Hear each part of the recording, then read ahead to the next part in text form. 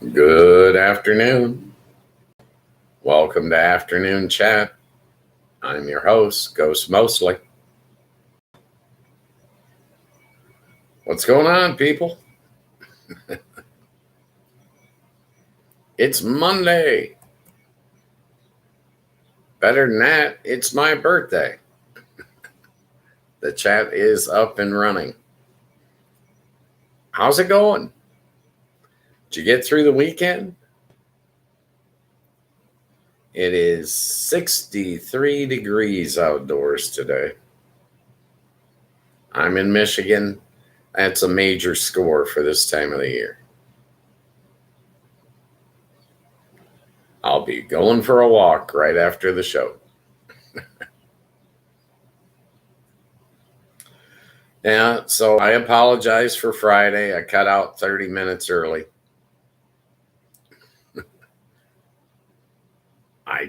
I wanted to go.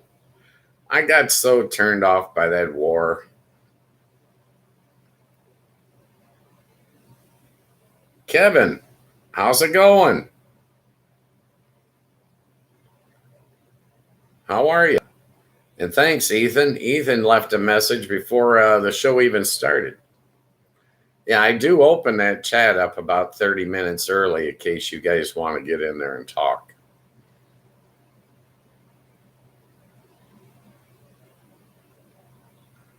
What's going on, people? Kevin Lyman. How's life? Are you staying out of trouble? I am. I turned 69 today. No one told me about a time change. I missed it completely. Sometimes I'm just out of the loop, guys. It never dawned on me that we were changing time this weekend.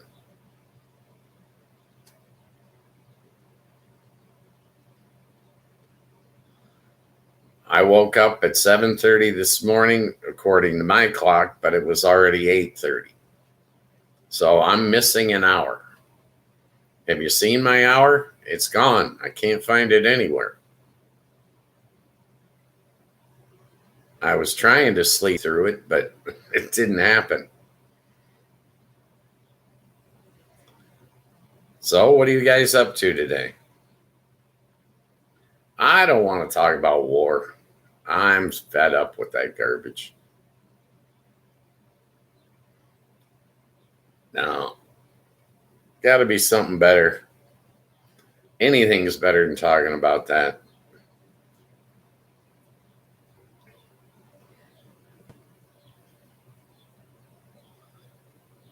Kevin, what are you up to? What's on your mind today?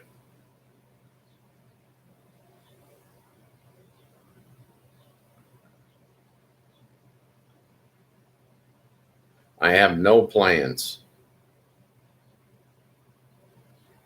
Well, other than going for a walk. Yeah, I'm out of control today. I tried to take a nap, but it was too hot.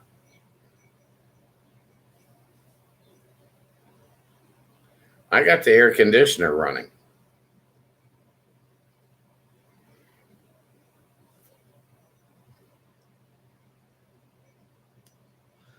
I did go to breakfast.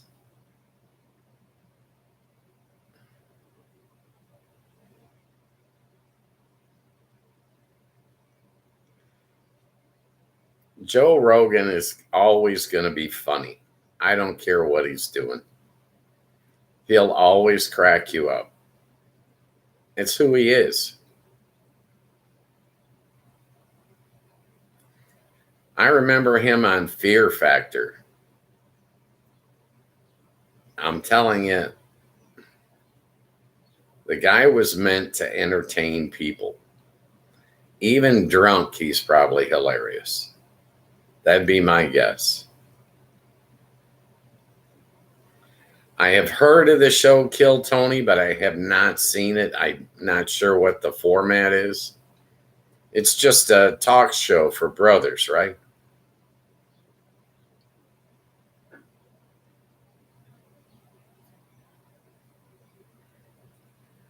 You wouldn't want to fight Joe Rogan. Let me tell you something.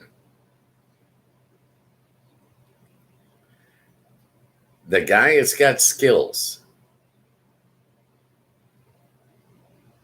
And he is in shape.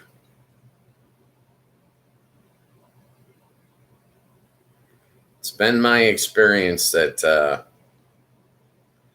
guys that are like that are not aggressive, but they're not backing down.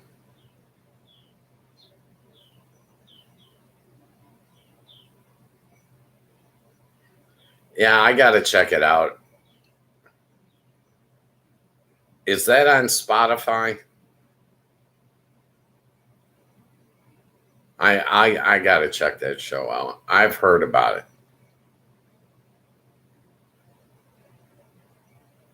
Tony is a comedian, right?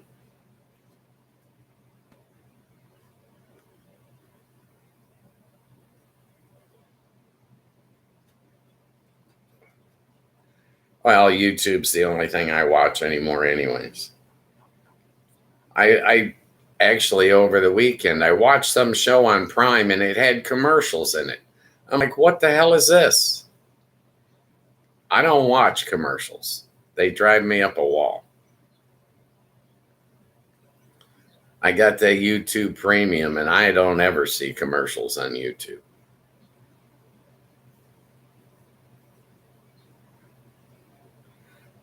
But yeah, I'll have to do a search on that Kill Tony and look it up.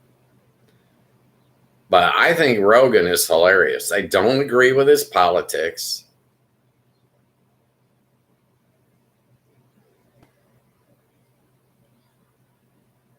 I try to watch everything Snoop Dogg does. Very entertaining. I like both those guys.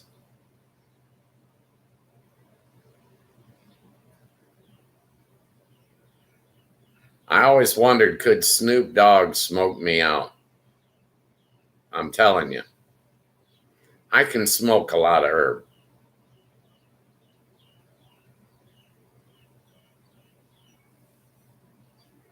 And I got herb stories that'll knock your socks off. I ain't lying.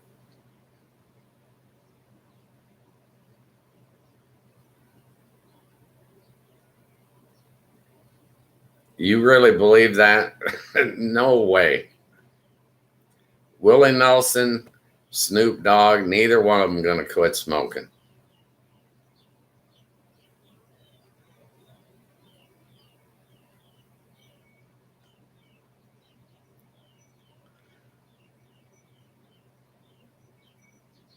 I went to a Willie Nelson concert and I got so ripped, so baked. I was in the Thomas and Mack Center of in Vegas. I remember sticking my head out the window of the car, puking on my way home. I was gone that night.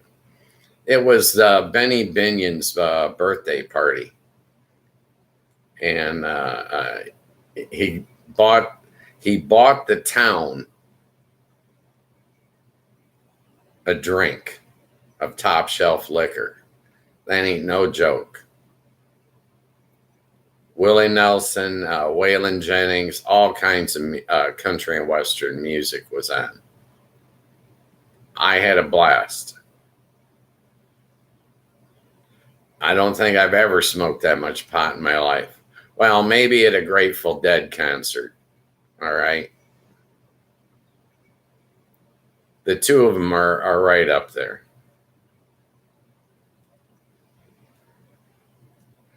But my best marijuana story was at an old casino called the Silver Slipper. It was a locals hangout that was out on the strip back in the day. About 2 o'clock in the morning,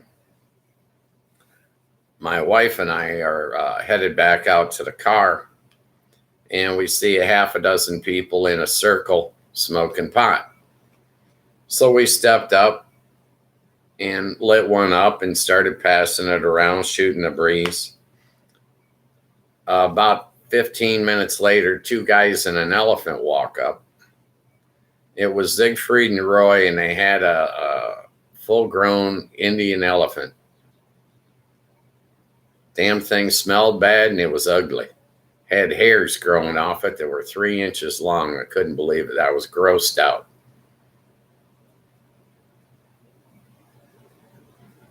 Back in the day, Vegas was a small town. Any parking lot you could come up with a party. Let's just leave it at that.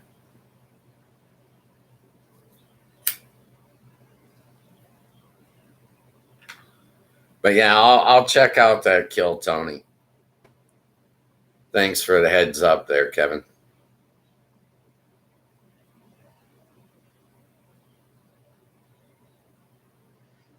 I turned 69 today. I can't put nice after I say that. I just can't. There ain't nothing nice about it. 19 was nice. 29 was nice. 69 is, it just is. I'm not that excited about it. Maybe after I smoke.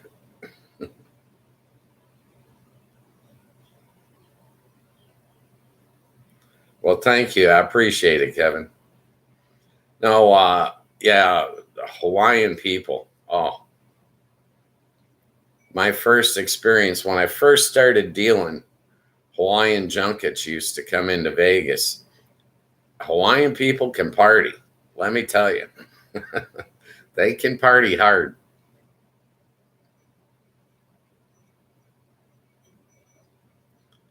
I used to have customers that would come in from Hawaii and they would just have a pig roast just before they got on the plane. And they'd bring me a big old package, probably 5 pounds of roasted pig. I'd take it up into the break room, and the girl that worked up there would heat it up. Dealers would be munching on it all day.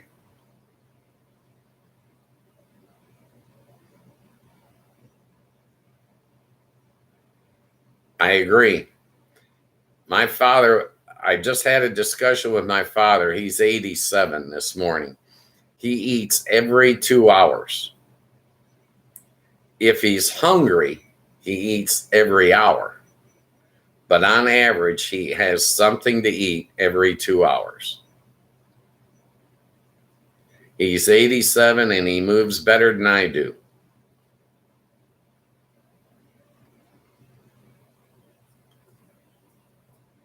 He took me to dinner Saturday night. We went to Bob Evans. And then he called me this morning first thing, and we sat down and had breakfast.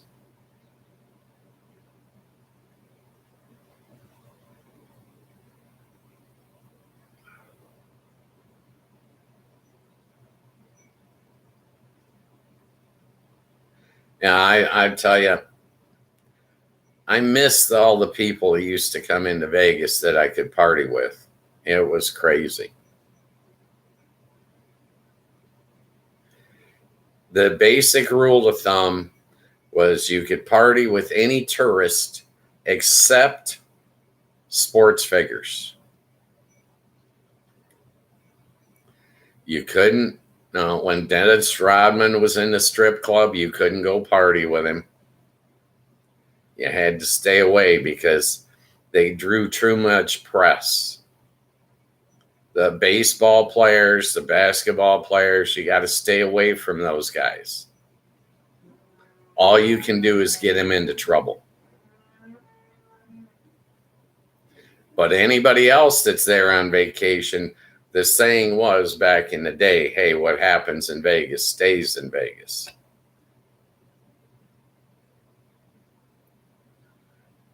Dennis Rodman was trouble from the word go, and I ain't lying. I'm not exaggerating. The sports figures that come to party, you just can't be around them. Too much shit goes down. And the press is there, and they get crucified in the press.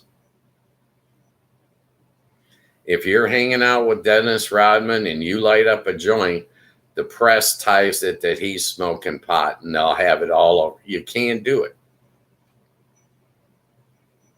Anybody else, but not the sports figures.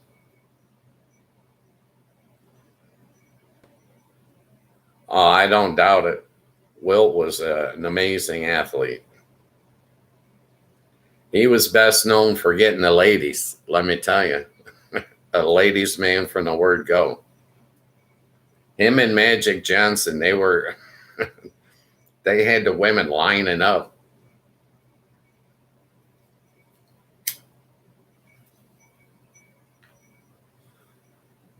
But yeah, anybody in Vegas you could party with. Anybody, but not the sports figures.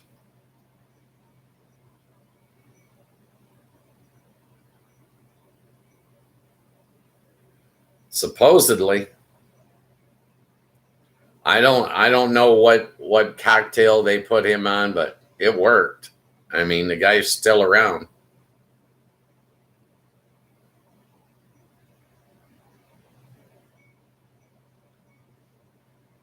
Rodman used to go to the strip clubs, and most of them could stop the press at the door, but you couldn't be guaranteed.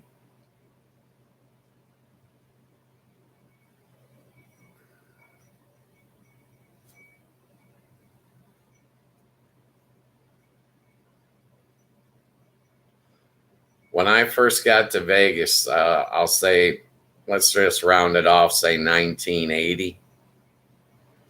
The town was loose. I mean, you could do anything.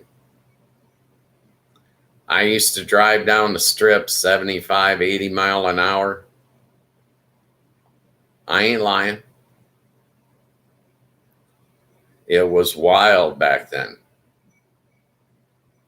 You could do anything you wanted to do, but cell phones weren't around then. The cell phones, they inhibited Vegas a lot. Too many things are shown now on cell phones. You can't get away with the shit we used to get away with.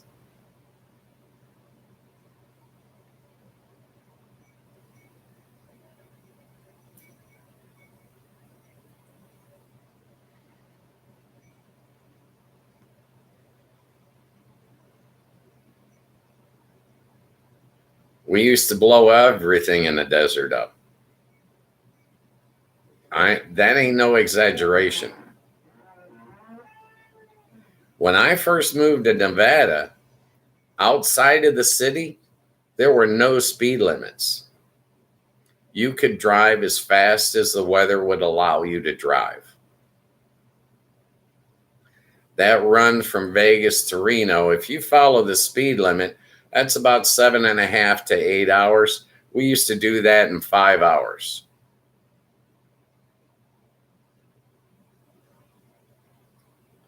Nevada was wide open when I moved there. You could do anything, literally. Nobody ever said spit to you.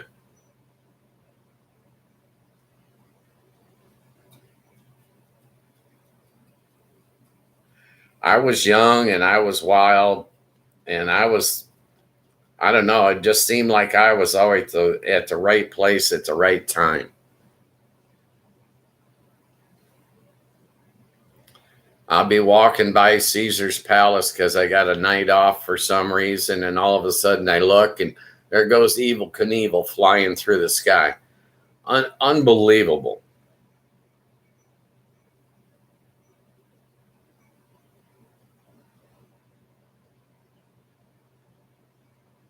That's the way Vegas was back in the day.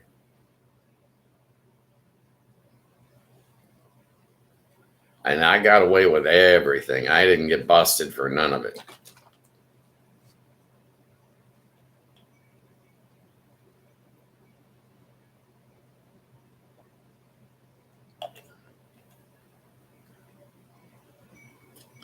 Used to have sex in the casino break room. I ain't lying.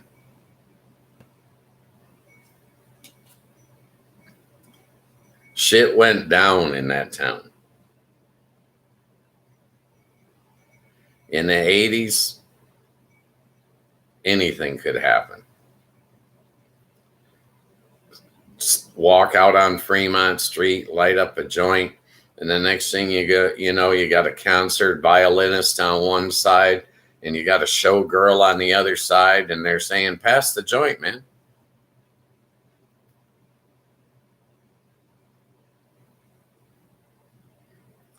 We used to take the fireworks, we'd buy them from the Indian reservation just outside of town, and we'd take them out into the desert.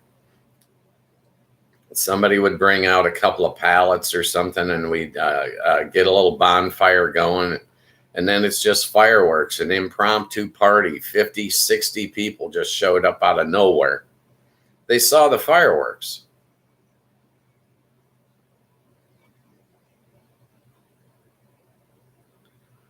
Tornadoes are deadly, dude. Deadly. You're talking about the one in Three Rivers? Jesus. The last I heard, they had found 4 dead.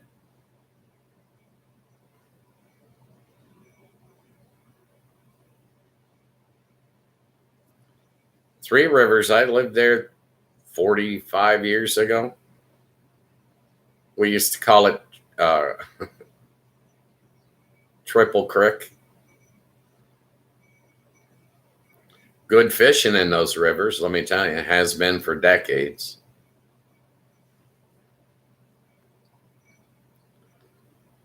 But yeah, Three Rivers is a small town. I don't even think they've got 20, 30,000 people. Maybe.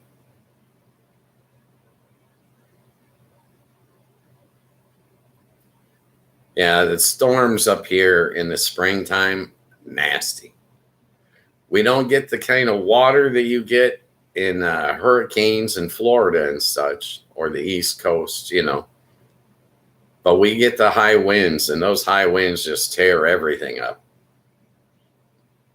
You see all that debris flying through the air? That stuff's moving at 70, 80 mile an hour. Any of that hits your car window, you're going to get it shattered if it doesn't come through and get you. Yeah, it's crazy.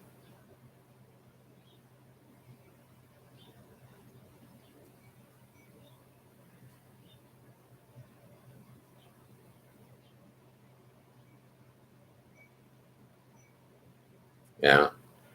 Those things, they cannot be controlled. They cannot be turned. They go where they want. They do what they want, and they do damage. Sometimes they skip across the bottom of the state in like every other county. Just horrible. I think it has to do with the moisture that comes off of the Great Lakes. It gets like some kind of low pressure system, and it just starts cooking. Sometimes we refer to this area as Tornado Alley.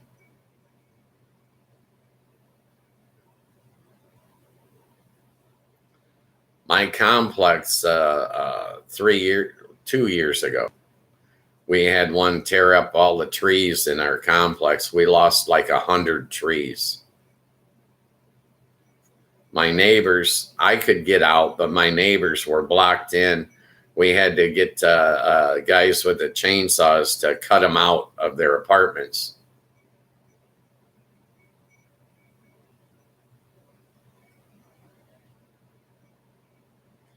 And the park next door, the city is still cleaning up from that tornado 2 years ago. No underground stuff anymore.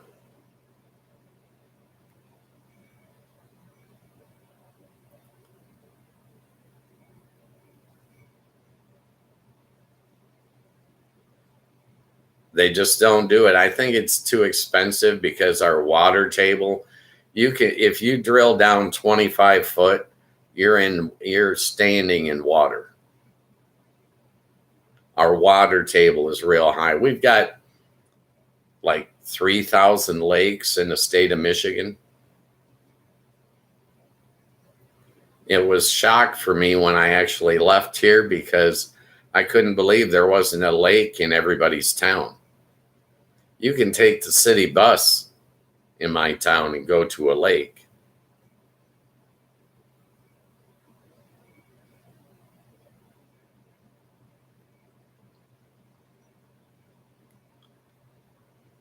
There's a lot of clay in our soil and the water puddles up.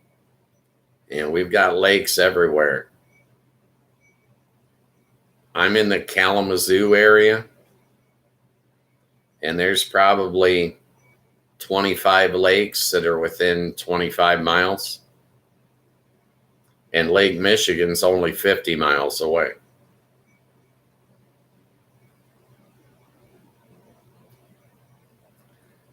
I saw a stat that said Michigan had over 3,000 miles of shoreline.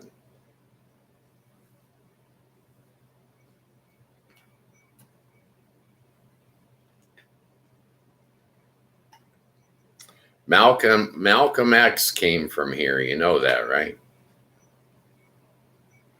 This area, Southwest Michigan.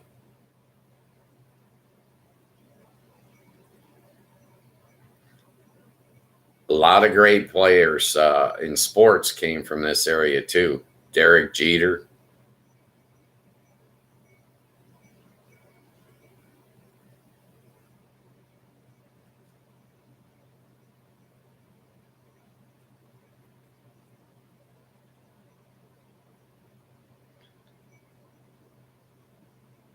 I loved living in the high desert, but I really missed all the lakes, all the fishing. Nevada fishing's just not the same.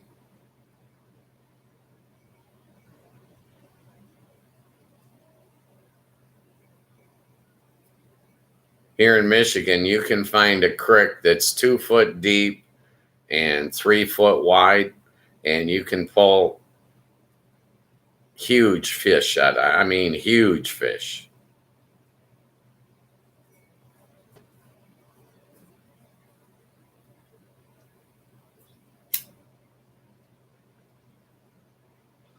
Out of a nothing creek, you know?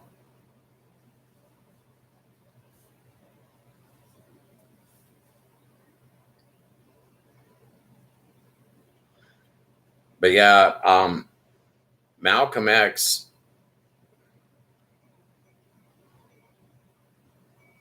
I think the father passed away and the mother got put into a mental institution here for about 24 years. And Malcolm and his siblings were all split up and put into the foster service, foster care.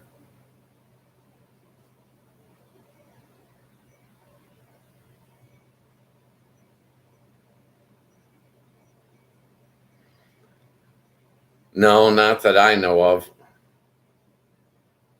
But most of my adult life I spent out in Vegas.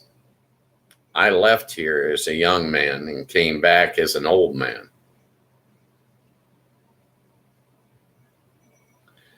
Have you done the genealogy on it?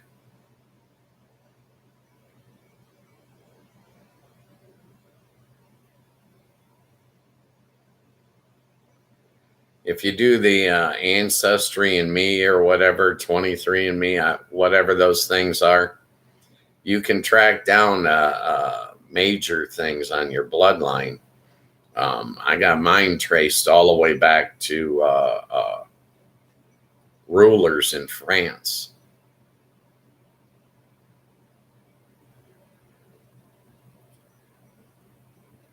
My forefathers started out as royalty in France and then they lost their position and lost their titles as they migrated to the United States.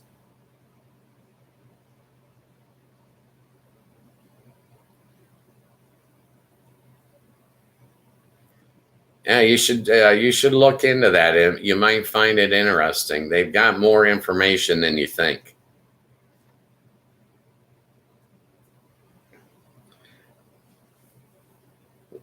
After France, my forefathers went to England, and they were like viceroys and crap like that.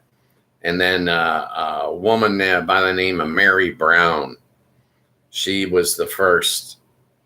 She came over to Maine, and they, instead of a title, she was named the Immigrant Mary Brown. They went from viceroys to the immigrant. I always thought that was hilarious.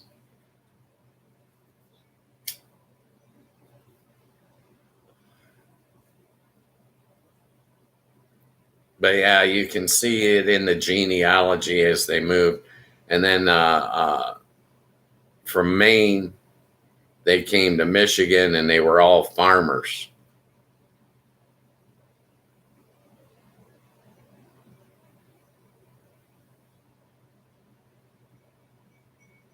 Oh, that's cool.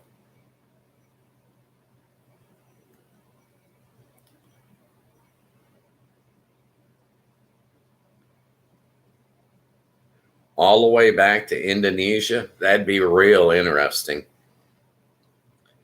Yeah, you should do the research on that and find out. Those guys, those chiefs, man, they were probably real bigwigs.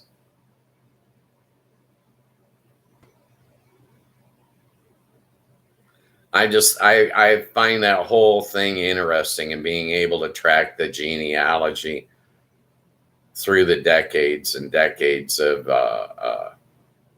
hardship that a lot of our forefathers went through.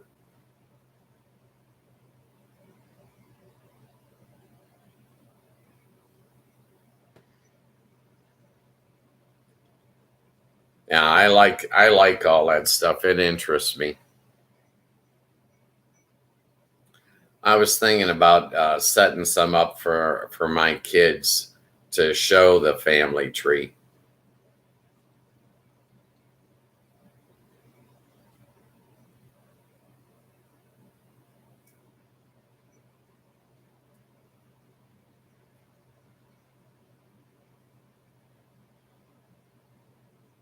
Yeah, that's really cool.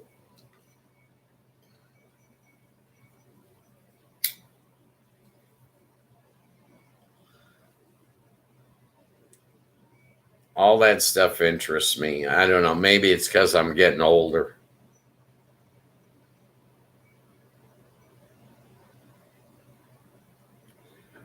But I thought that it was real interesting that my family came to Michigan to be farmers.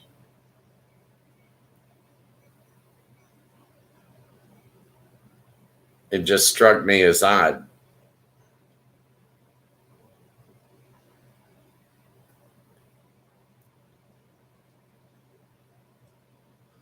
Well, back in the day, there were a lot of industries in Michigan. I mean,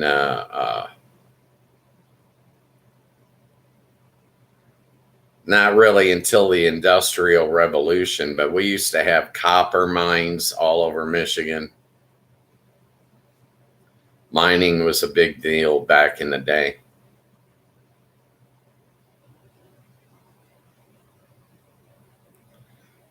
But instead of farmers, I would have thought they would have been commercial fishermen fishing the Great Lakes.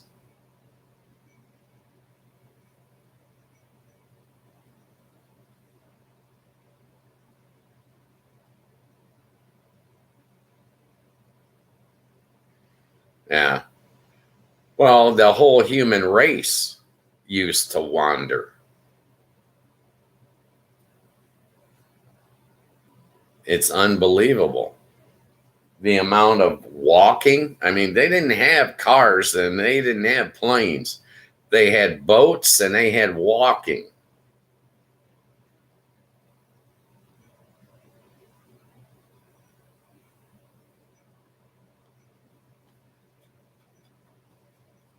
And they still traveled the globe. But could you imagine taking some little canoe out in the ocean? That'd be freaky as hell.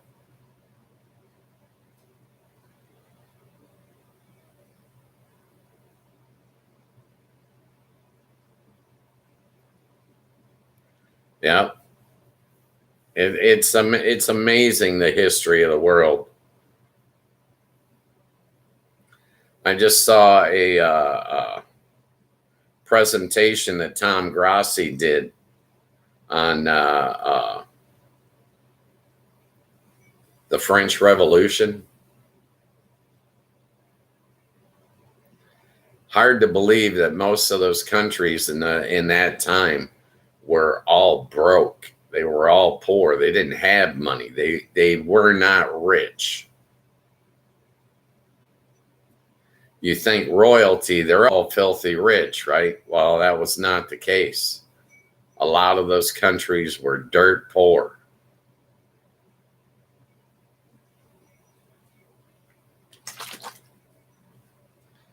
They considered it to be rich if you owned land.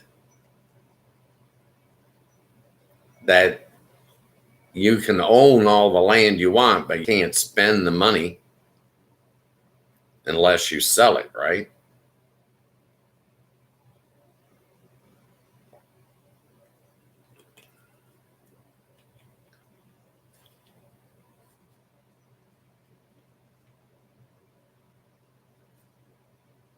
Well, those guys that were crossing like the Mediterranean Sea and stuff in smaller boats, I can see that.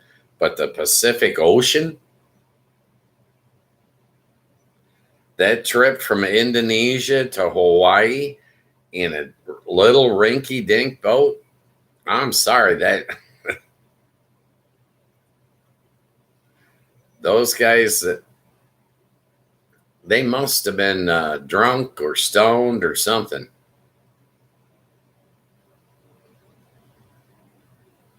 You got to figure that, that boat trip had to take them a couple of months.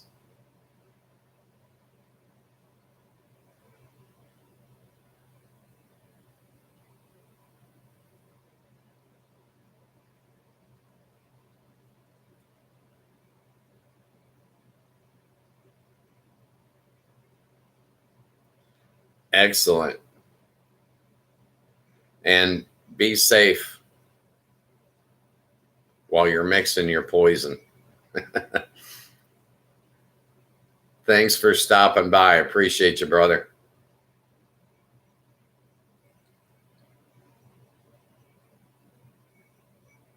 Stay out of trouble.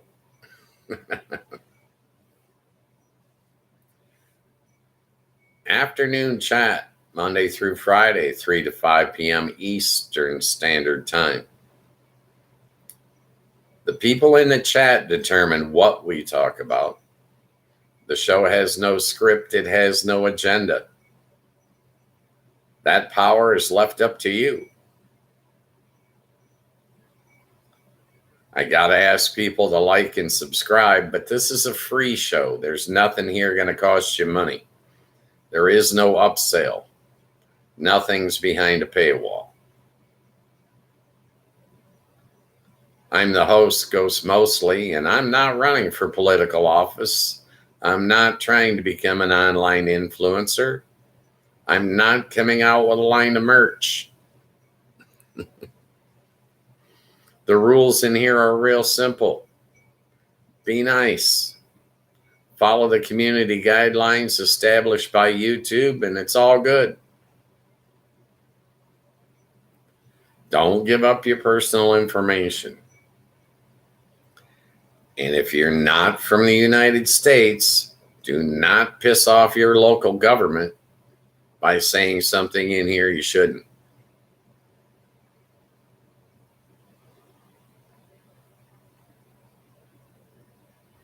We have freedom of speech here, so you hear me mouth off from time to time.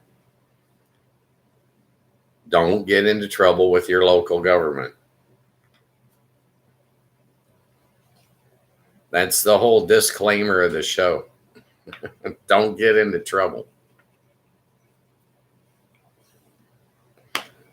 So if you want to be able to chat, you're going to need that Discord app from YouTube. It's free, just like the show's free. No midstream ads, no sponsors. I like to meet people and talk to people and find out what's on their mind. Give them a chance to speak their mind.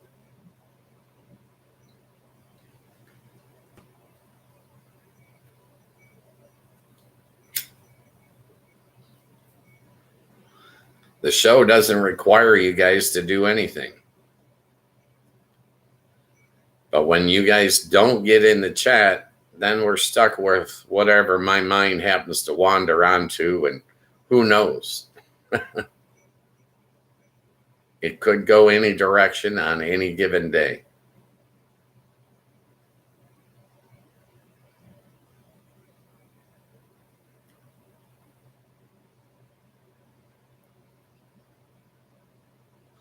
I smoke cigarettes and pot. That's your proof that I'm not AI. AI doesn't smoke. I am not recommending you smoke. Okay? Make that perfectly clear. Just because I do something don't mean you guys should do it. So what's going on with you? What's on your mind today?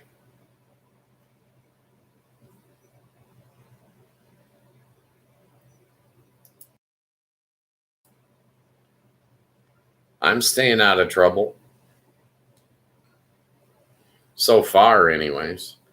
I did not know about the time change this weekend. Threw me off. I found out about it this morning the hard way. My hour is missing. I'll never get it back.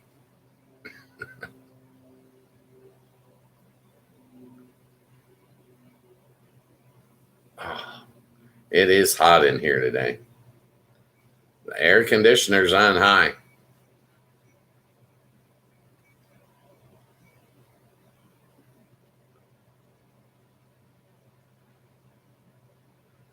Ethan and Kevin leading the chat today. They were both in there. Jump in the chat anytime you want to change the topic or chime in. You're more than welcome.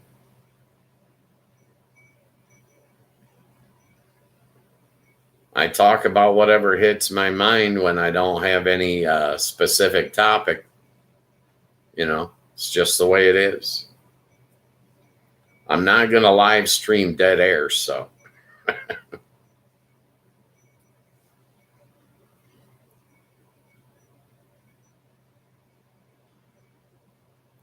I think that's real interesting, what Kevin was talking about, the whole genealogy thing. I don't want to get my DNA in a database, but getting that information is interesting to find out where your bloodlines actually come from. Putting together that family tree, it's very interesting to me. You could find out some bad news. You don't know. Could find out some good news.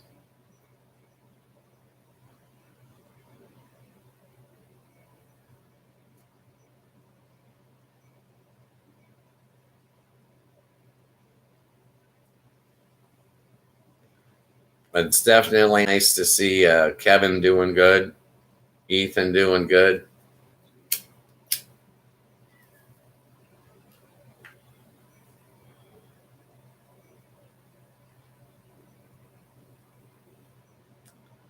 Yeah, I'm not sure what I'm doing for dinner tonight. I'm just going to wing it. I went out Saturday night and I went out this morning, so I'll probably just scrounge something around the house. Yeah, the beard's a little unruly today. I probably need to trim it. I haven't done that yet.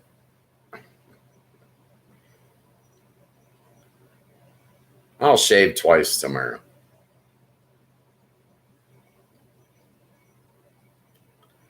So what's going on, people? What's happening in your part of the world?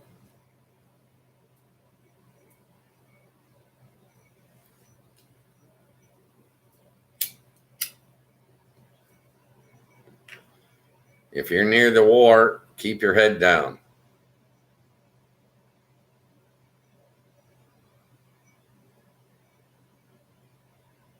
Yeah, it's actually pretty funny. The military industrial complex of the United States, they like war.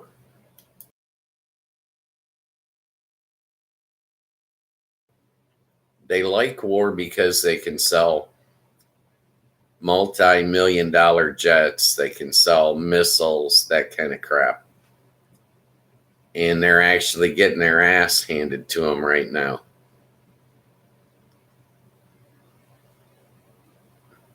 An interceptor missile costs like $1 million. And they're trying to shoot down a $30,000 drone.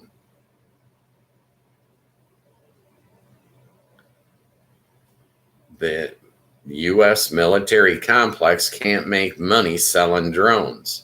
They can only make their billions of dollars in profit by selling missiles and planes. I think it's funny they got into a war thinking that they're going to get to sell missiles and planes, and what they need are drones. I think that's hilarious. Warfare has changed, and the military industrial complex can't turn a profit on these $30,000 drones. It's impossible. They want to make billions, not hundreds. Okay.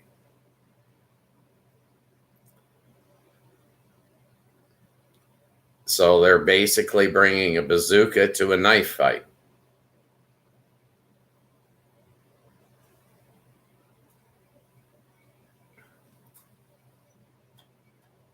So what's on your mind today, people? What do you guys want to talk about?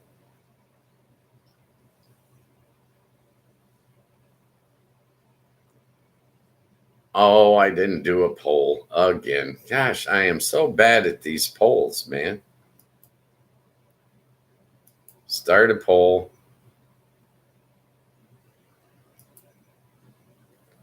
All right.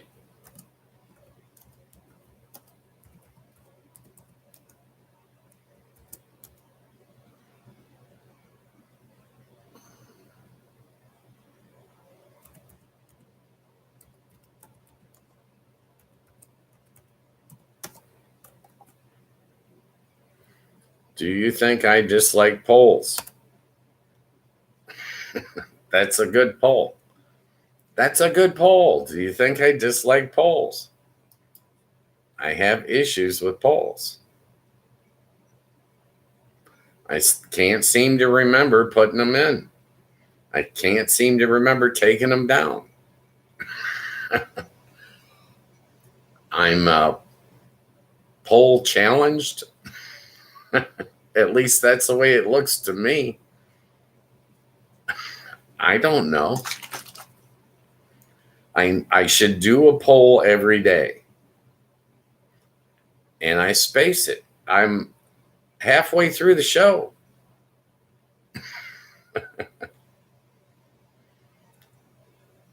There's just more proof that I'm not AI. AI would not be so forgetful. AI would be there, Johnny on the spot. At least I'm assuming it would be.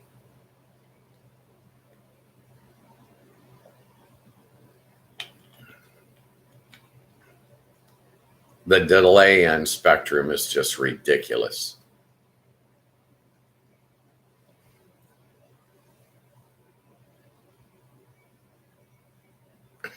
Kevin.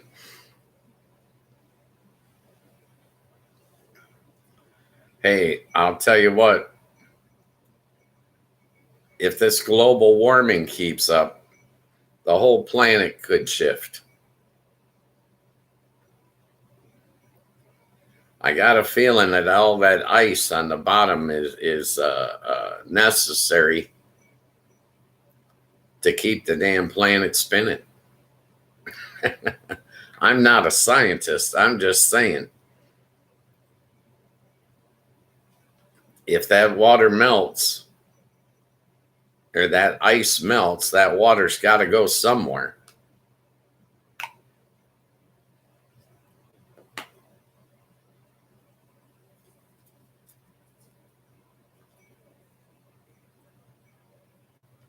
I think that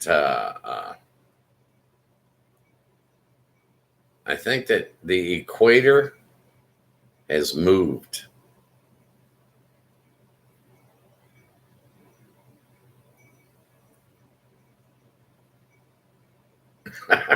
Yeah, really. No doubt. It just, if you look at a global map and you understand that Northern Africa and, well, all the way up to Turkey, all that area used to be lush. It used to be green. Now it's sand and rocks.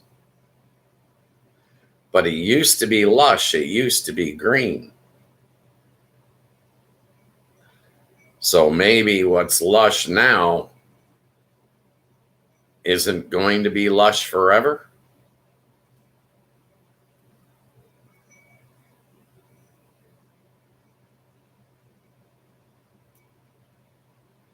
Well, I honestly believe that Northern Africa, that whole desert up there, I honestly believe that all used to be paradise.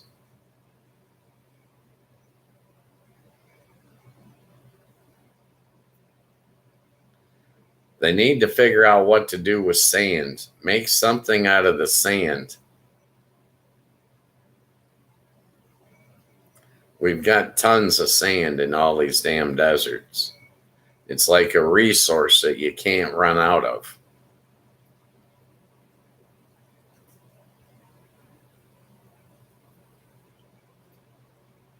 We use all our other resources, right? We need to be able to make something out of all that sand other than glass.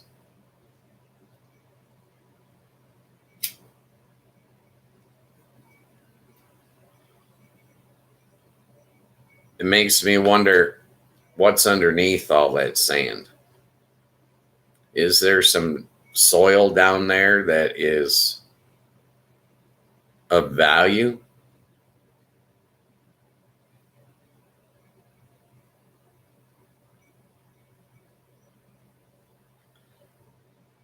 I'd like to see him figure out something on desalinization too. Well, drinking water's getting hard to find. Water's getting expensive.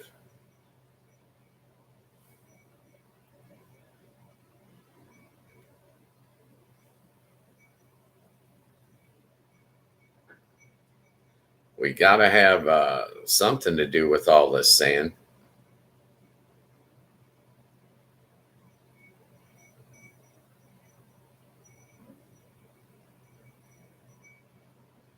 I remember my Kona coffee. I used to get coffee from Kona.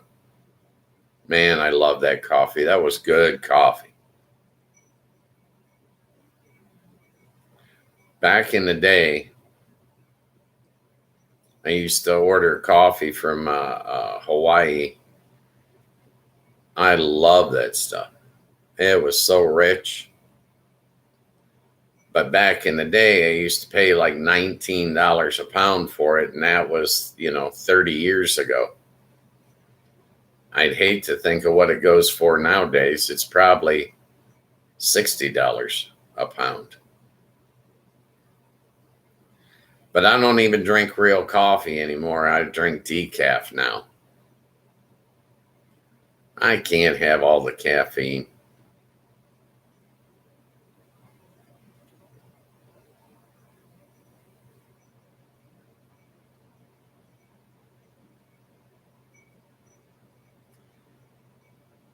Well, hotels and tourism are in trouble right now. Let me tell you.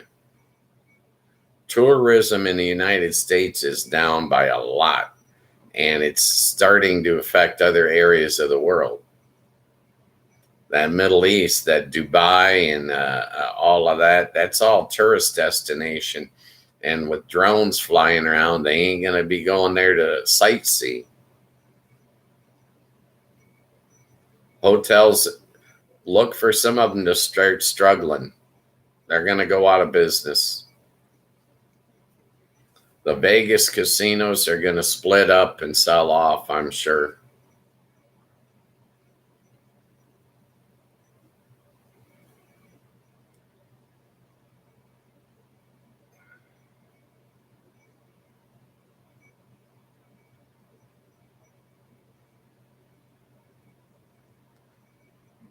I don't know what it costs nowadays, but I'm telling you, it was my all time favorite, best coffee I'd ever had in my entire life. Kona coffee. My second wife, she thought I was insane. But I'm telling you, that was the best coffee, in my opinion. That's all I can ever offer you is my opinion, okay?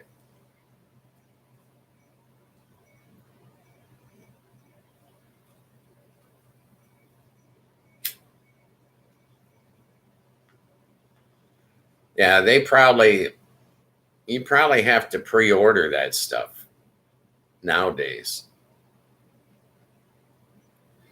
You probably got to pay for it before it's ever grown.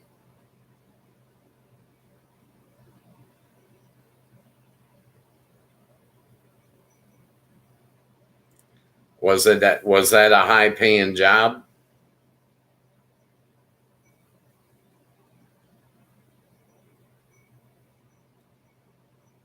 I know farming is not a high paying job, but the processing, I would think,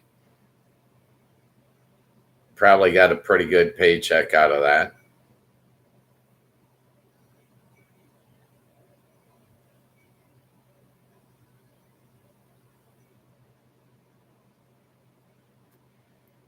I enjoy a rich coffee. I'm just drinking decaf now, and I put honey in it now. Well, Crumbleina tells me I need the honey.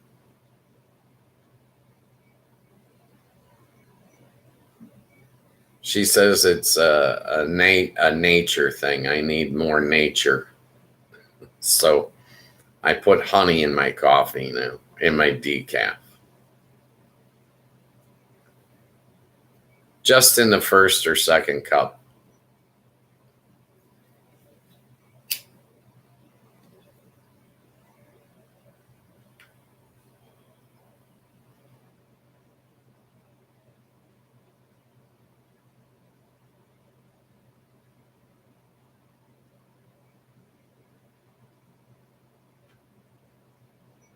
Yeah.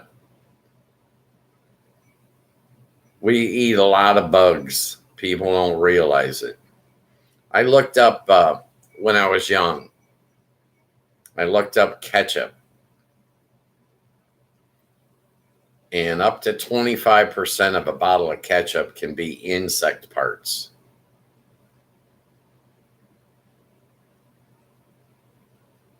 Exactly. It's protein.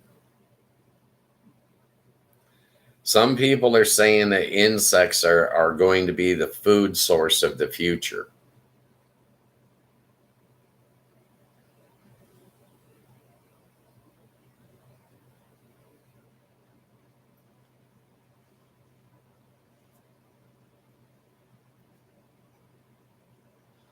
I think it's real interesting.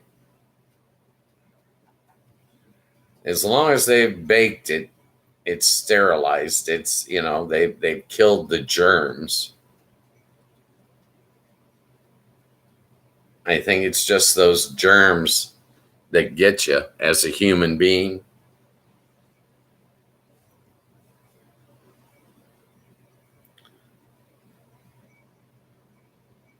But human beings have tried to eat everything on this planet, I swear. Literally everything.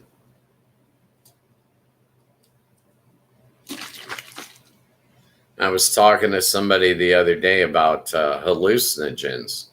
You know, human beings have been eating hallucinogens since the beginning of time.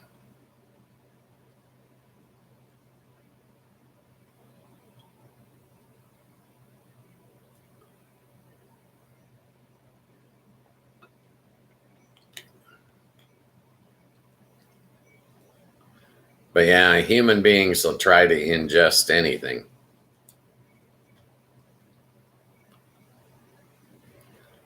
They've always been that way.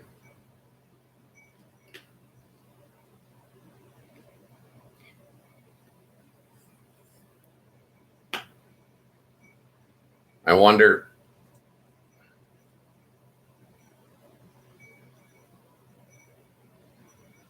if like the cavemen were just walking up to plants, they'd see an animal eat it, so they'd just shove it in their mouth, and I guess many of them would get sick.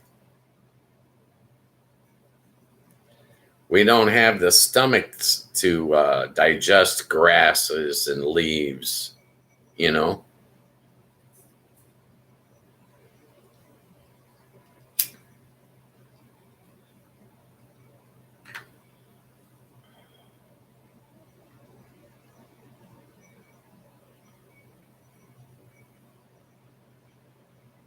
I would like to try, I'm getting ready to try buffalo, bison, American bison. I've never tasted it, but I just found out that my local grocery store carries it now. So I'm going to buy some, maybe this week, maybe tomorrow.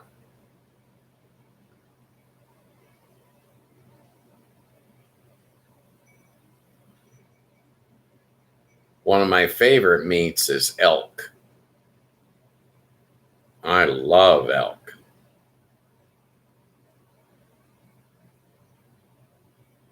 I like venison a lot.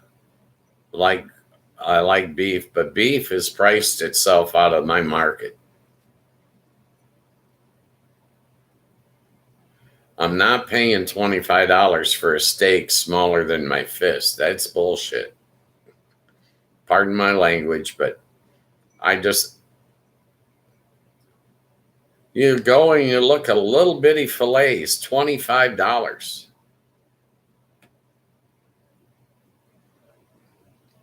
I ain't paying that.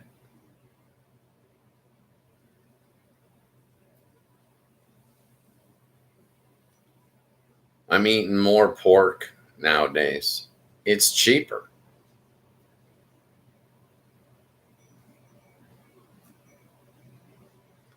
But no matter what you're eating, you better be eating something. If you don't eat, you don't live.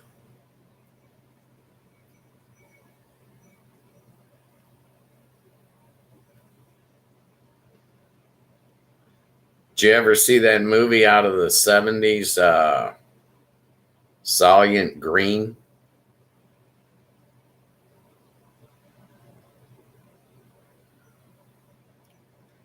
It was a good sci-fi. Look it up. I think it came out in 73.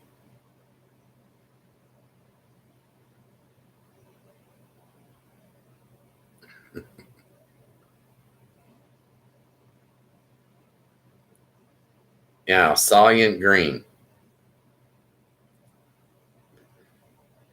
We were in the movie. I don't want to spoil it for you, but in the movie, we were out of food, so the government was giving you little tablets that you could ingest that would give you enough protein to keep you alive.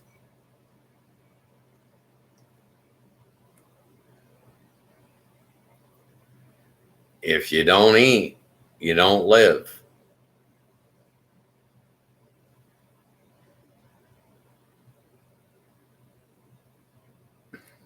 Spoilers, fine.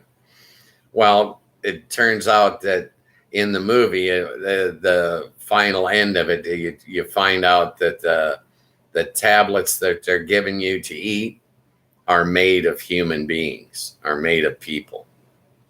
So you're actually cannibalizing one another. That was the gist of the movie. Food shortage is some serious business. We don't ever want to run out of food.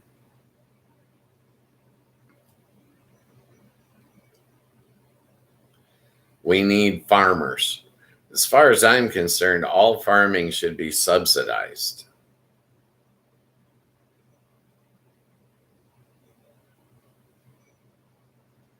Exactly. Only on a larger scale. I think it was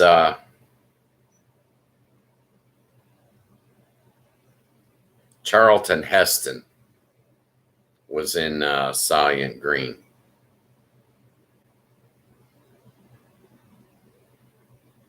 Yeah.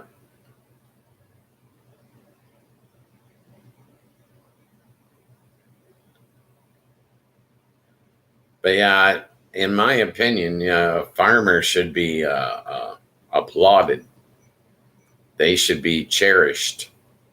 They're doing the hard work, and without their food, none of us are going to make it. Do you realize that most of the world cannot provide food for themselves anymore?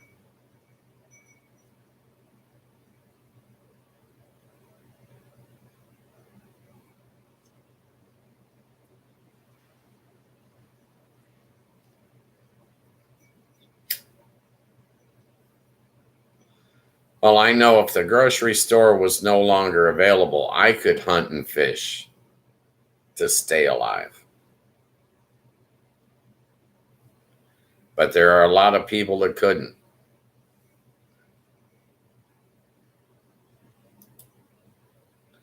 That grocery store is a little too convenient. We've got foods that used to grow in North America that we no longer harvest and eat. Fruits, especially.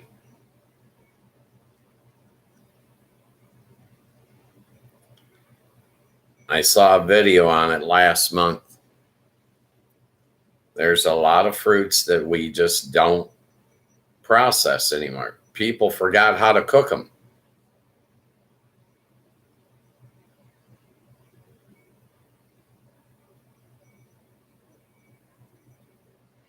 Yep. It makes sense. You got to have sunlight, you got to have water, and you got to have the nutrients from the soil to grow. To grow humans as well as plants, you got to have all that stuff.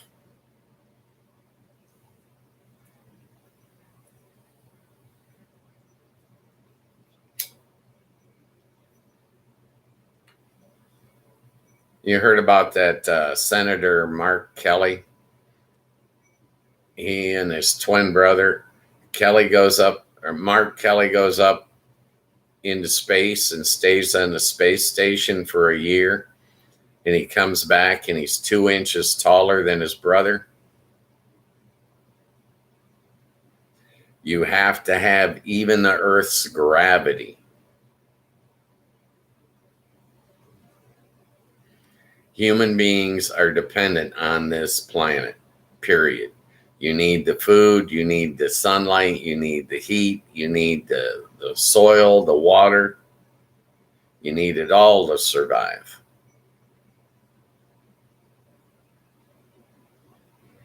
Anything that we screw up, we have to fix.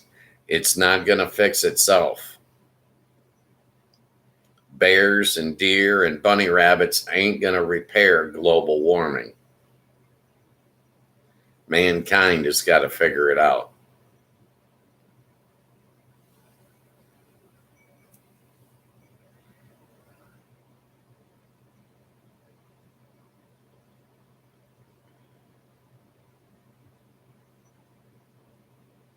I think sand. We need to figure out something that we can make out of sand other than glass.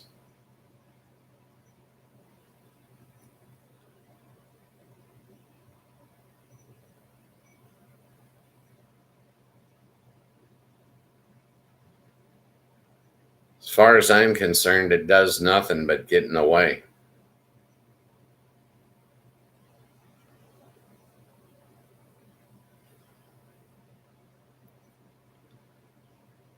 My brother built an underground greenhouse.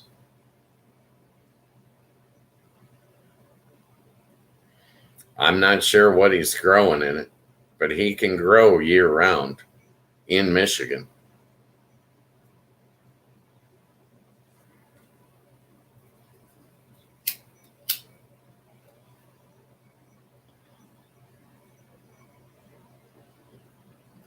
I'm thinking about getting a plant here within the next month, but I'm probably going to get a marijuana plant. I think I should be able to grow it in a 5-gallon bucket. Take it outside during the day, let it get sunlight, bring it in the apartment at night.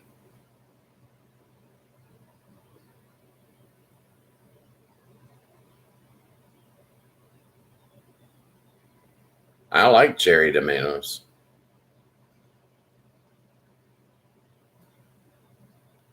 I'm buying these Roma tomatoes. I ate one the other night. It didn't have much flavor to it.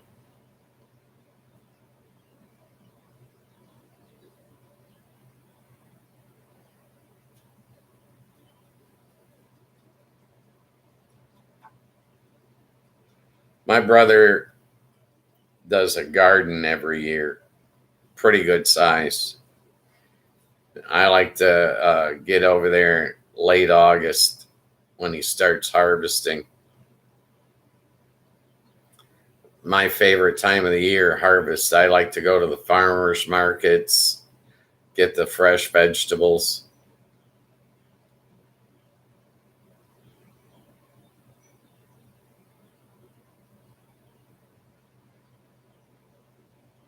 Oh, tragedy. What's going on, dude? Nice to see you, brother.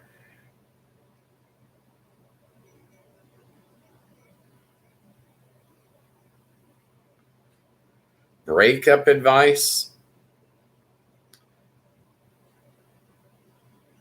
Let me talk to you a minute about breakups. Some people think relationships are like buying cars. They want a new one every 2 years. I call it disposable love.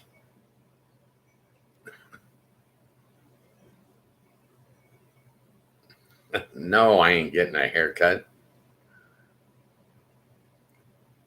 That would just give me another chore that I would have to do all the time.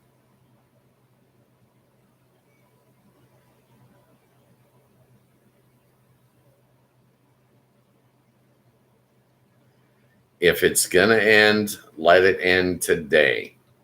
Don't string it out.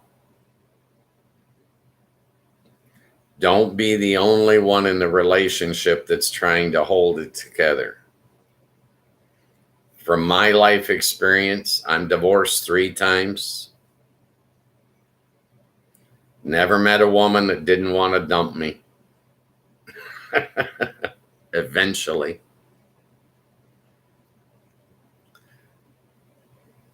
I'm sorry you're going through this tragedy.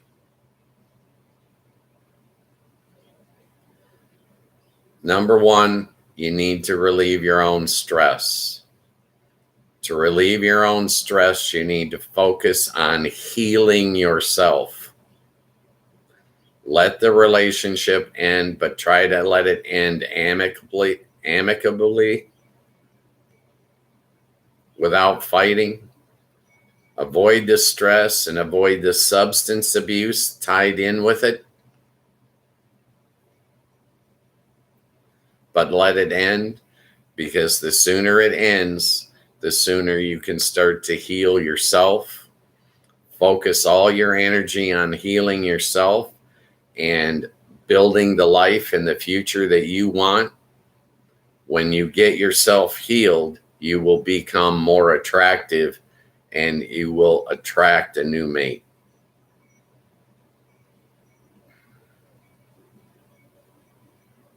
Kevin's got good advice.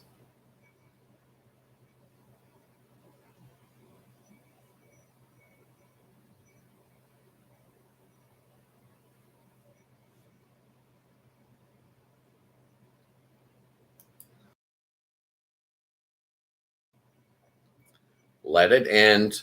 Put your life back together and focus on healing you. Build for your future. Recreate the path without that person in. And that once you get that, you get yourself healed and you get yourself back on track, you will become very attractive to other mates and they will come to you and you will have your pick. But to try to stay into a bad relationship, there's too much downside. You have a right to be happy, but in order to be happy, you can't tie that to another human being. You've got to focus on yourself, heal yourself. Once you're whole, then you can go back to pulling other people in and trying to build together with them. But you cannot be the only one trying to hang on to the relationship.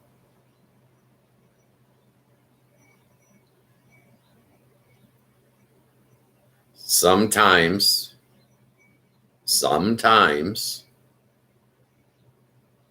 relationships cycle. For example, my mother and father, high school sweethearts, she gets knocked up, shotgun wedding.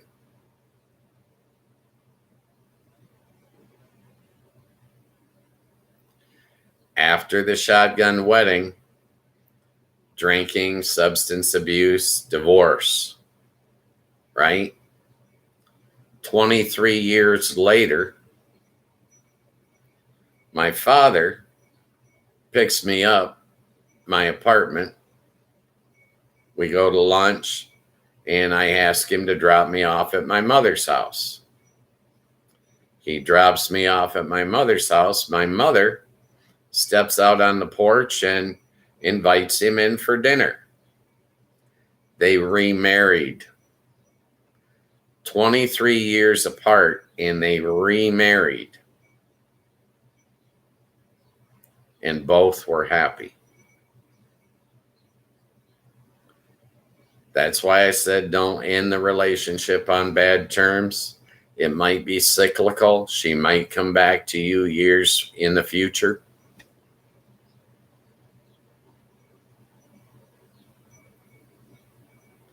But you need someone that values what you're bringing to the table.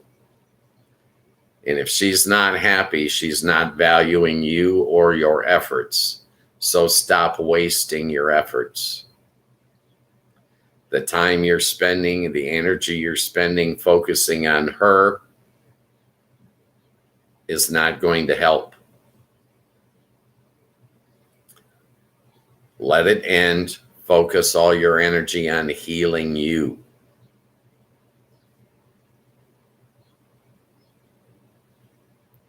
And I'd also suggest counseling, Tragedy. Ryan, hear me out. Counseling gives you an overview of what you're doing, not what the relationship is doing or what she's doing, but what you're doing. And it's your own actions I'm trying to tell you to focus on now. Heal yourself. When you're healed, you become more attractive to others. And I'm sorry you're going through it.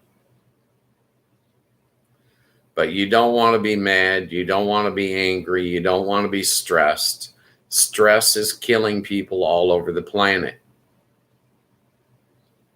Don't let it kill you.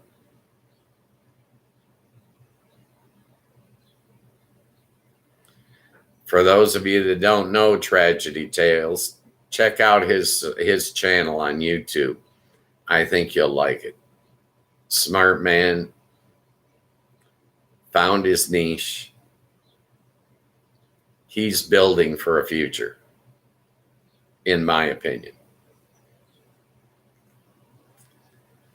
I tried to save my last relationship. It did not work. And it left me in a real bad spot. I put myself in counseling for a year and a half after. And then I was finally able to heal myself.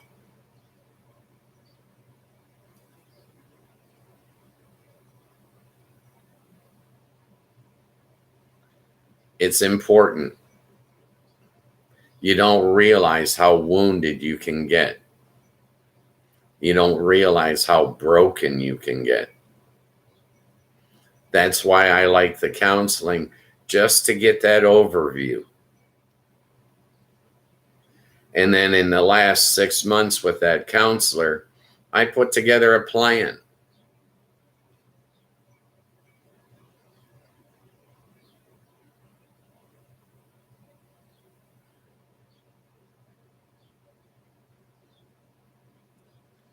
Oh, I'm sorry. I disagree, Ryan. I don't think you need to change.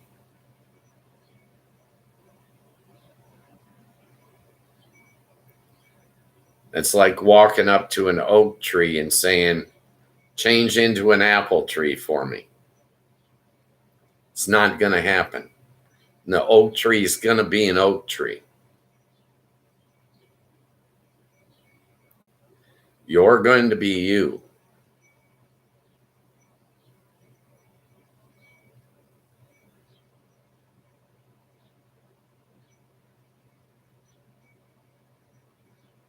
You're grasping at straws.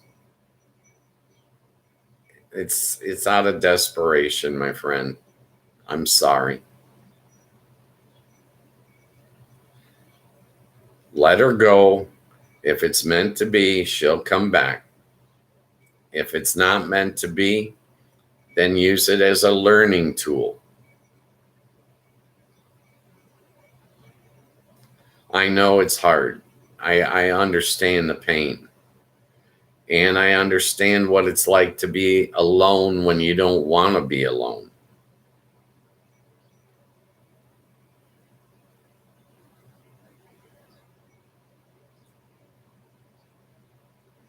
Be yourself. Be honest with yourself. All you're going to do is struggle and try to keep things together, and they're eventually going to fall apart. There's going to be more hurt, more distrust, more negative. That negative, you can't get a positive growth out of that. You're not moving forward. You're not working together. You're not on the same team. You're just living under the same roof.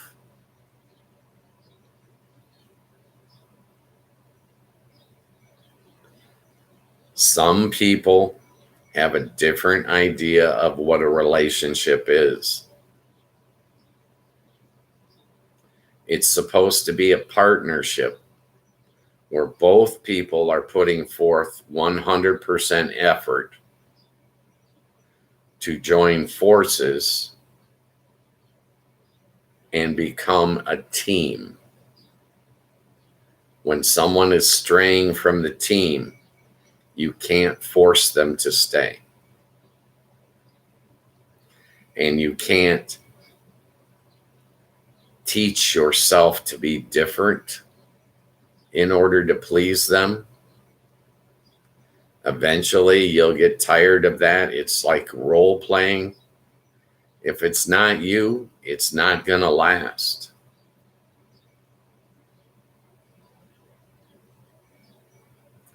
The oak tree is always going to be an oak tree, in my opinion, brother.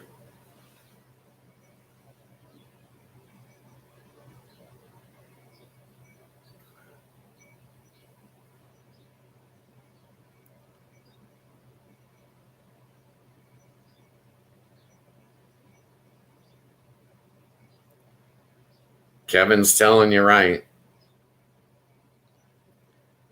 What happens is it wears you down mentally. And when we as human beings in this day and age wear down mentally, what do? We self-medicate. Don't fall into that. You need to heal without taking drugs, without drinking alcohol. You need to heal from within. That's going to take counseling and it's going to take time. You have to get your life back on track. Live in the location you want to live. Work in the field you want to work. If she's not on your team, she's probably on someone else's team. I'm sorry. You deserve someone that puts you on a pedestal and thinks you're perfect just the way you are.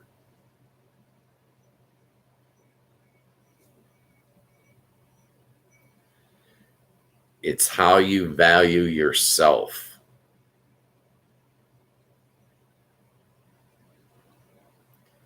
When you value yourself properly, you won't put up with anything less than what you deserve. And it sounds to me like you're getting less than you deserve.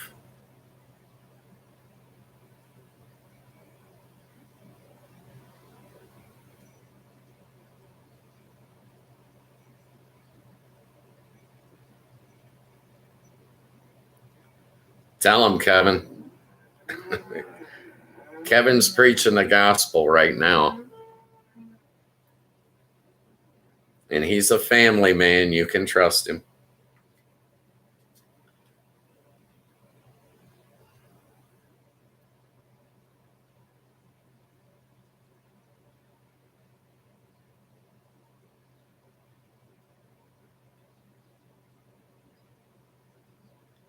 Yeah.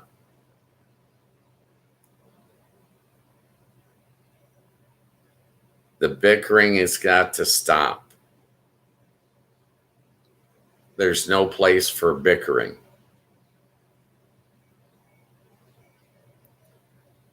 The team has to have a goal, and the team has to be moving towards that goal together.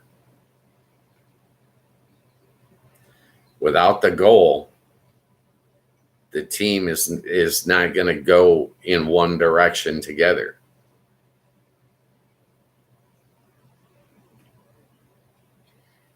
Kevin's cutting up now, okay?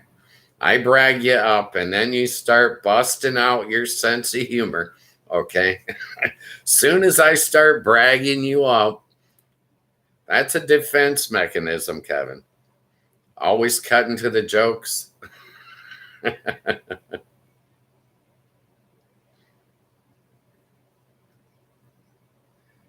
If she doesn't want to be on the team, she doesn't want to be on the team.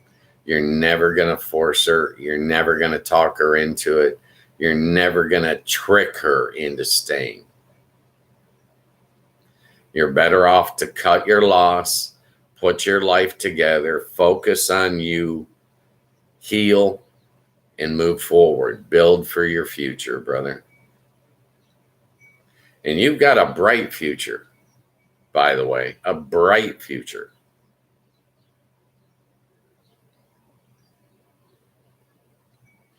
You're a good-looking man, Ryan. If she can't see that,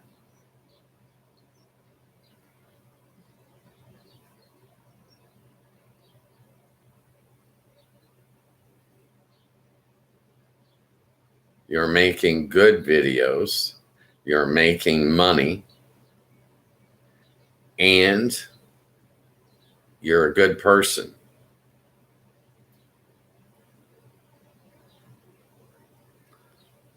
Now Kevin's back on track. Okay. It's a foundation, right? That's what being a couple is the two of you are getting together and you're building a foundation. That foundation that you can build your future on. When part of that foundation starts to crumble, what happens? Everything that you've built starts getting all wonky.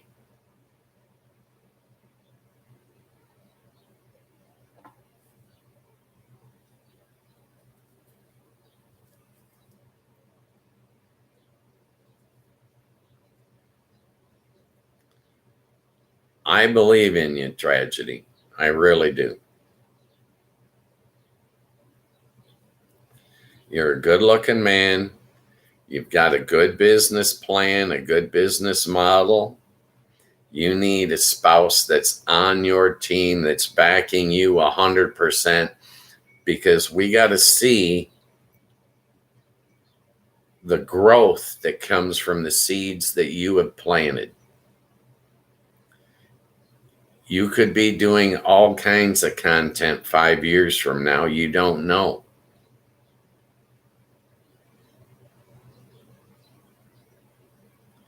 Believe in yourself, respect yourself, and value yourself. And anybody that wants to join the team has got to measure up, because you have an intrinsic value. You've got one lifetime. Do you want to waste it on people that don't care about you?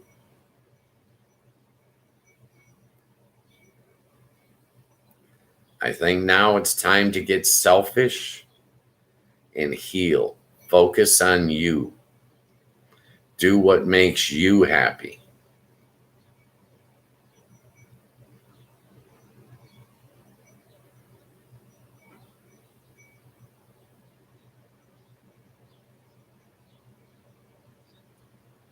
No, there's no such thing as making too many mistakes. You're a human being. Define too many. There is no such thing as too many. I've got to make mistakes next year so that I can improve next year. I've got to learn from those mistakes. We all make mistakes.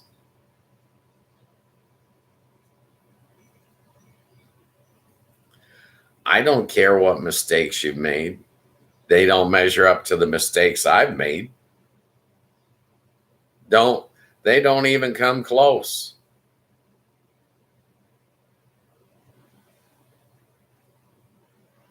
In my opinion.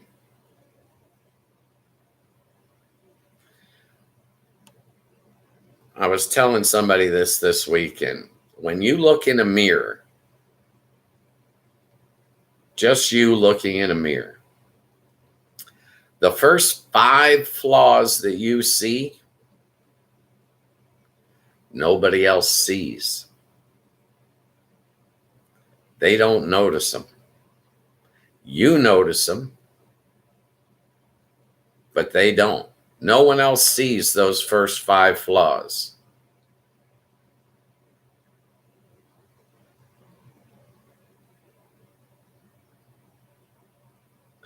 You're being hard on yourself when this isn't your doing. You've already invested 8 years. I had a 16-year relationship end. All of a sudden, I wasn't good enough. I'd been good enough for 15 years. We get into 16, and now I'm not good enough.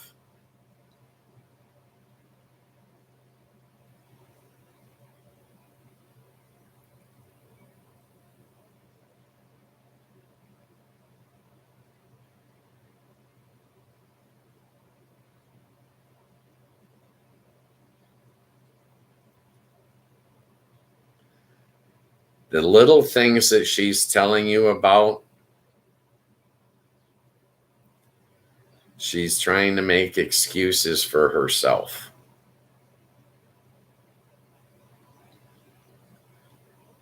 When you love somebody, you don't say, "You left your damn socks on the floor again today." You just simply walk over, pick up those socks and put them in the hamper, and you move on.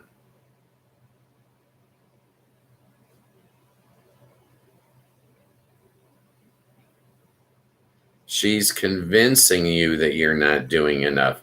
She's trying to tell you that you're inadequate. You're not inadequate. You're very adequate. You're very caring.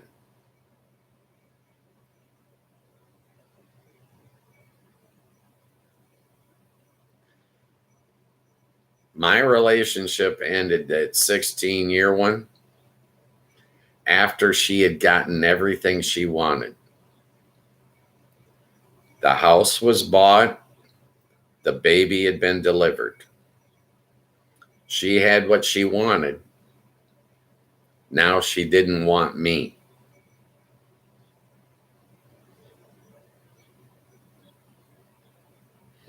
As long as I was supplying her with everything that she wanted, we were golden. The second that she had accomplished all those things, she didn't want me. I all of a sudden wasn't good enough. I'd been good enough for 16 years, but now I wasn't.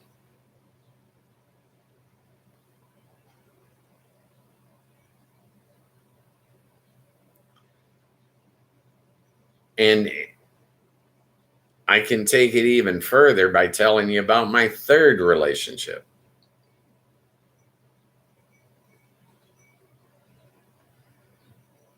The third wife I thought was,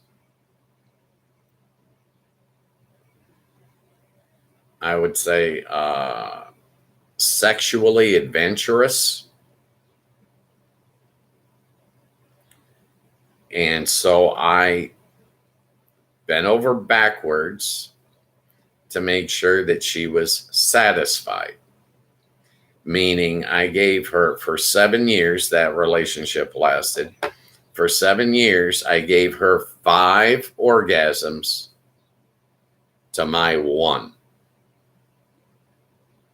This is not a joke.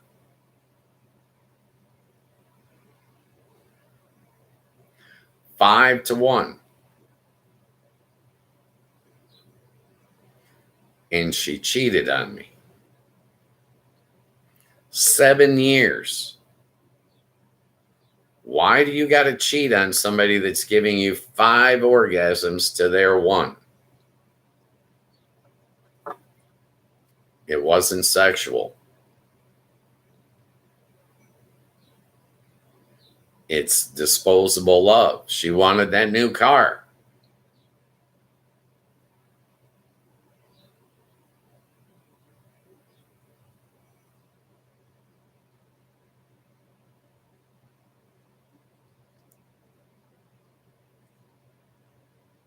Don't let someone else's opinion of you or judgment of you determine how you feel about yourself.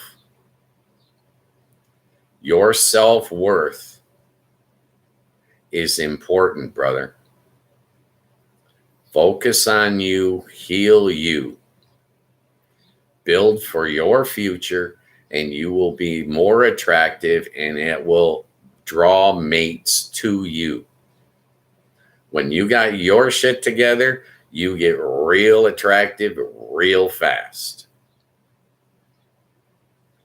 When you're lost and you're stumbling around and you don't have a path, you look like a bum. You don't catch nobody's eye. Your self-esteem matters. Value yourself. Know your value. My value's up here. If you ain't measuring up, you ain't getting on the team.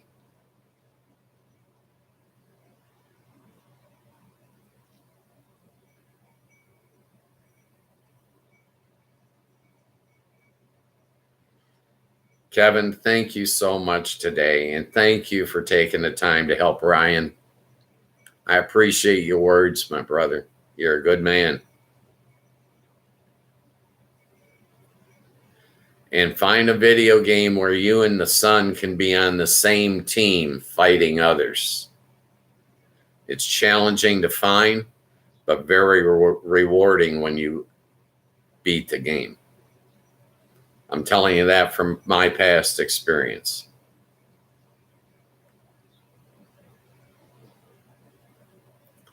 When you guys can team up and be on the same team, it's got extra value.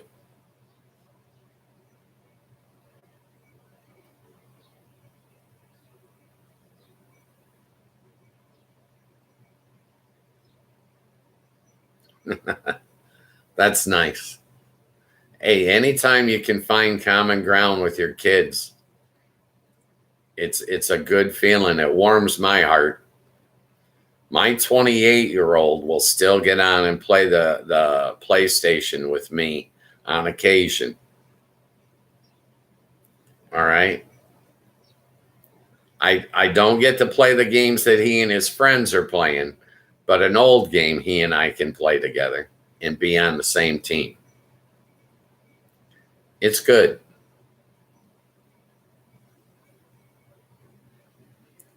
Yeah, Ryan, you need to find some counseling, my brother. Just to give you an overview of what you're doing. It'll help. But in the meantime, it gives you a place where you can pour out your problems and then just simply walk away without ever having fixed anything or attempted to fix anything.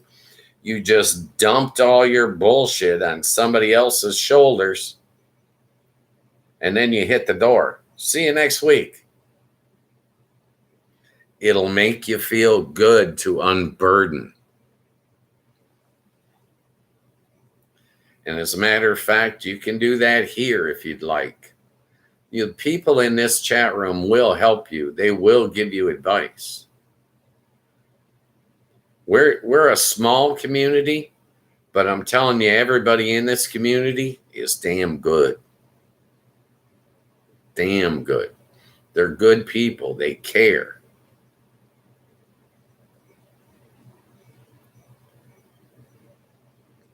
Your self-esteem is getting damaged being with someone that doesn't think you're good enough.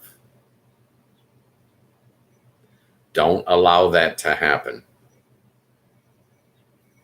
You deserve someone that's on your team. Someone that's on your team would put her arm around you and she would say, we've got some issues. Let's work through these together.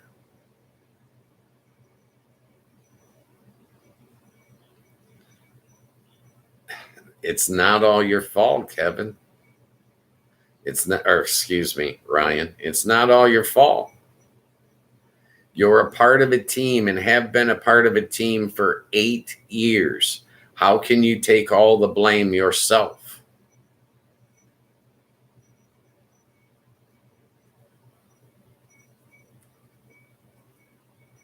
No, it's not that you're not taking her seriously.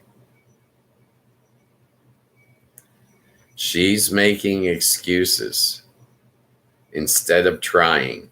She's putting blame on your shoulders instead of shouldering some of the burden herself.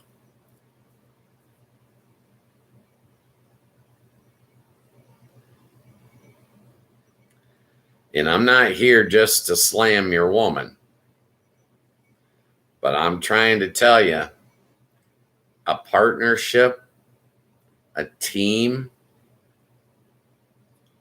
doesn't seek out one person and put blame on them. Otherwise, you'd see a pro basketball team say, oh, it's our damn point guard. If he was worth a hill of beans, we'd be in the contention. No, you can't blame one guy. There's 4 other guys on the floor at the same time. Why wasn't one of them open? This is a shared effort. The blame is shared. The burden is shared. Nothing should be falling on you specifically saying, oh, you're not good enough. Bullshit. You're plenty good enough.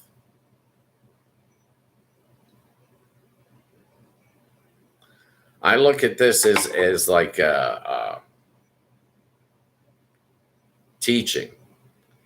Back in the day, I was teaching people how to deal craps, a very complex game, math heavy, fast paced, complex game. And I had some students that could not learn. They just couldn't seem to catch it. And then I realized I got to change the way that I'm teaching so that they do get it. I have to make adjustments to get them up to speed. They were on the team. I couldn't let them fall aside.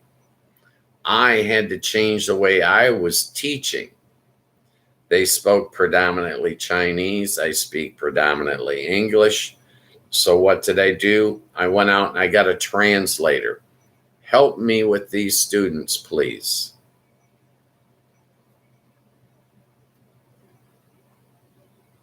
I didn't abandon them. I had to make a small change, but not in me. I had to get a translator. It was not my fault they couldn't learn. It was a language barrier that I had to find a way around.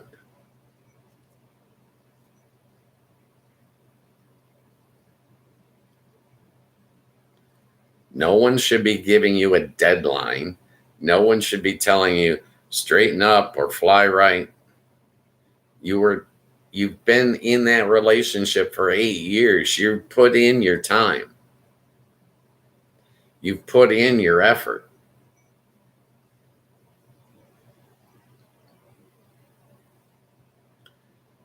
Now the thing is, she's beating you down. She's convinced you that this is your fault when it's not. When the team fails, it's the team's fault. It's not one person's fault. It's the entire team.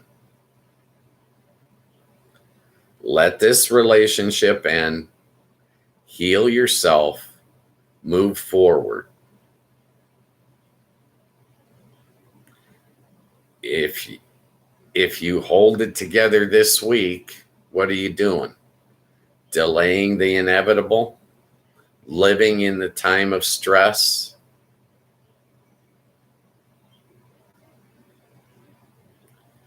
You can survive anything. You can tolerate anything. But is that your quality of life?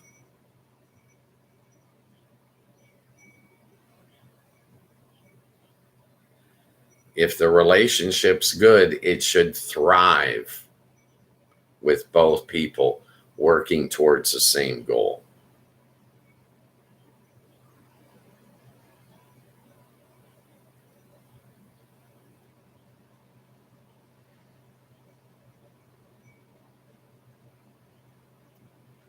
I don't have all the answers, brother.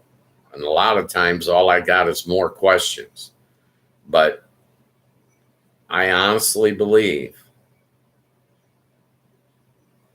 you're a good person. I honestly believe that, Ryan. You have value. You need to be aware of your value and be aware that some of these people out there are never going to measure up to your value.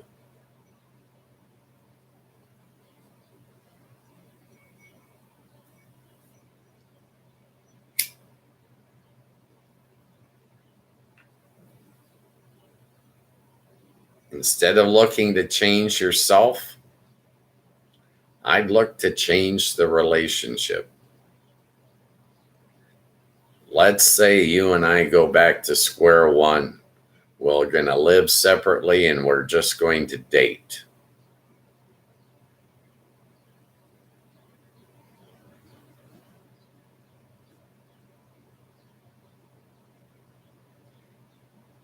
If it unwinds, it unwinds. If it reinvigorates and binds together and gets back on track, so be it. But you cannot stay in the relationship and shoulder the entire burden for everything that's gone wrong. It doesn't work that way. That's not reality. It takes two to get into a relationship. It takes two to get out of a relationship.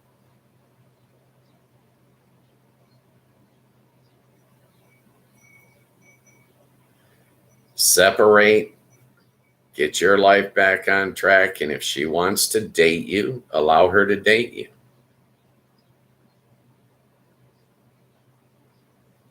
I don't think so, but that's just my opinion. In my opinion, the 16-year relationship that I stayed in, I stayed too long. I got extra hurt. I didn't need that.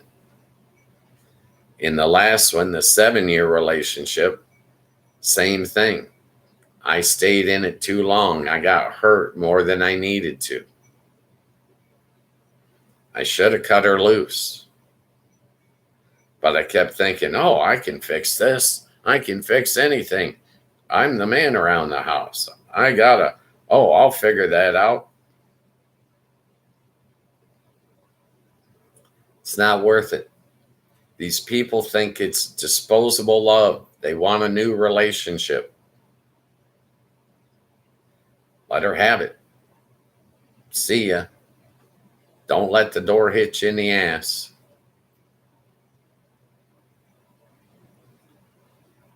You cannot get them to stay when they don't want to stay.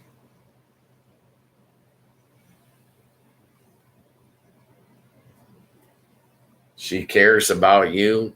You care about her.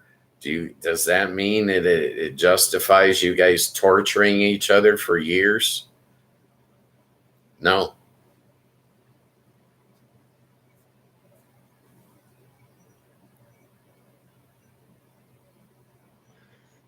Oh, shoot. I got to end the show.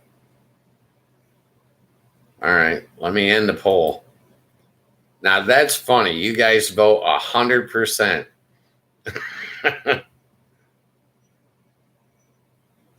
Do you think I dislike polls? 100% you said yes. Now, that's funny.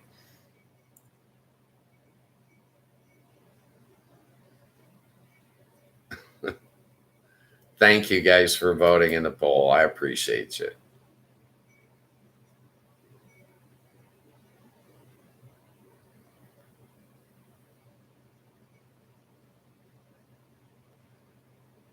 Kevin, I appreciate everything you've done today. You're a true friend of the show, my brother. You're a class act.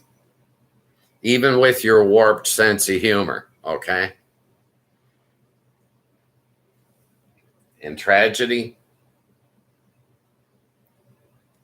it's going to get better. It's going to get better. Some things take time.